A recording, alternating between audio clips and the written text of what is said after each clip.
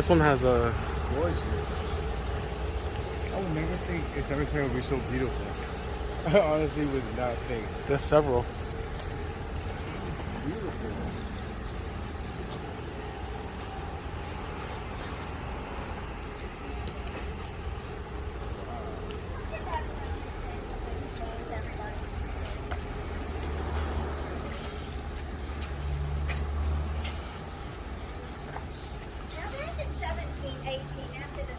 You been to the Essence Fest? It's all on there already. Like some of the shows are on there already. That's pretty cool. Really good picture. So the ground along the river would get so saturated, coffins would just pop up out of the ground, and you'd find Uncle Joe floating down Mississippi River. So we had to come up with something different to do. The Spanish was the one that told us about this above ground burial that you're going to see out here. And basically what it is the family has a tomb built. In these tombs, the bottom section down here is kind of like a pit. It's going to go down quite a few feet down in the ground, and it is lined with brick and concrete. It's called the pavot.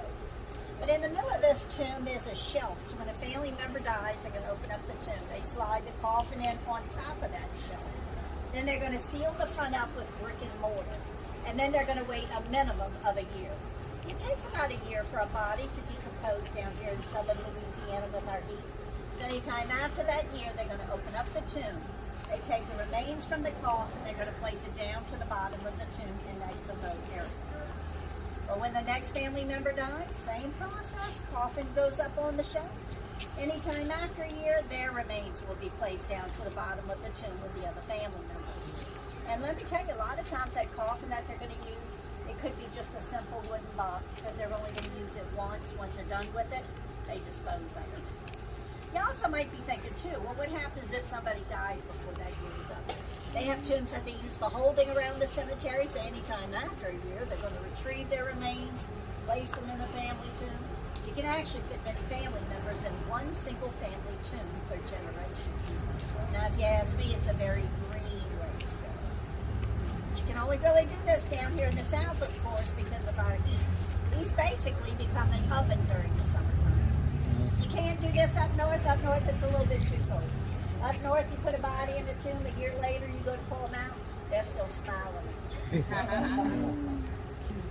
Now, sometimes once they finish filling up the front family nameplates with names, sometimes they'll take it off, mount it to the side of the tomb, and they could start a whole new sign-in sheet right there on it. So as you're walking around the cemetery, you may see multiple names on the fronts and even sides of tombs. It will give you an idea of how many people are actually buried in each tomb. And it's not uncommon to have 40, 50, or more people buried in one single family tomb. Now, this was the major form of burial back in the 1700s and 1800s, of course. Things have changed over the last couple of centuries. We do have more modern cemeteries where we do have mausoleums, we do cremations. Some people want to be buried 6 feet under, but a lot of families here in New Orleans still prefer to be buried like this. There's a card coming through here. But you know, it's also kind of convenient when you want to come out to the cemetery, maybe visit your family, orange flowers or something. Kind of like one-stop shopping. You're in and out 10 minutes, you get to see everybody in one stop. So there's actually lots of advantages to this. How many of these types of cemeteries are there? We have over 20 cemeteries similar to this. Or these are just an historical. Well, they're They're all active. like this, yeah. Do you have any active ones that people still do this? What's that? Are they active? Yeah, this is still an active cemetery. Sometimes we're in here with tour groups. Here comes the hearse and the funeral comes right on. All the cemeteries are about Well, I mean, for some reason, even in this cemetery, they have some people that want to be buried below ground for whatever reason. We do have a Jewish cemetery. With their religion, they have to be buried below ground. So that one's cool. But you'll find it worldwide today, people choose to be cremated. But you can also be cremated and placed in here. You just go right to the bottom with everybody else. This is basically kind of like a slow form of cremation, traditionally how they started that. You can purchase a plan from the cemetery. They'll maintain the tombs for the family. If you don't, then the families are responsible. But then sometimes families die off and move away. Some of them just aren't being maintained anymore. But the way I look at it, it just gives it a lot of character in the cemetery. Well, it's a lot cheaper to be cremated today. Now the white tombs you're going to see out here are some of the older ones. These are made of brick and mortar with stucco on the outside. They tend not to build these anymore today. There's a lot of maintenance with those. Most of your newer tombs are made of granite. You're going to see some of those in the cemetery. It's all solid granite. We don't have granite down here, so all that has to be shipped in. But starting price on a granite tomb can easily start about $50,000. There's no limit to how much you can put into it, but you look at it this way. You get every family member to pitch in. You have one built, and then later on down the line, future generations can go in there. So it's actually real cost effective if you're looking at long term. But somebody does initially have to do it. What does it mean, perpetual care? That means the cemetery maintains the tomb for the family. Y'all have any other questions? No, man. All right, if y'all want to look at your watch, I have about 20 after the hour. Take 10 minutes, walk around, look around, take pictures if you like. Meet me back at the bus in 10 minutes. The next stop is going to be a restroom break. And if it gets too hot out here for you, I'll have the bus open. All right, thank you. St. Louis Cemetery.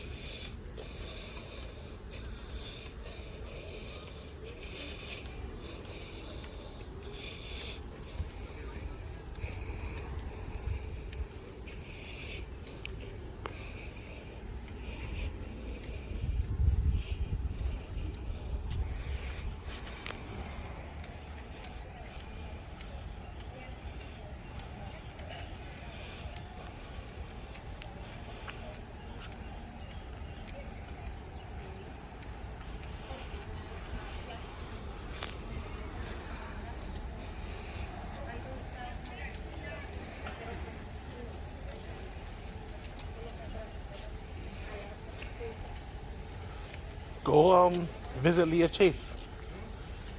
Dookie Chase. She's buried here. Show you a video of it.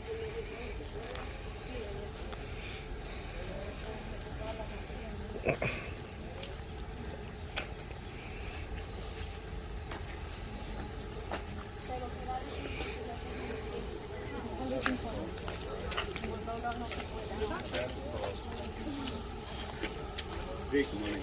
Oh, this one? Yeah, they got big family up in this one.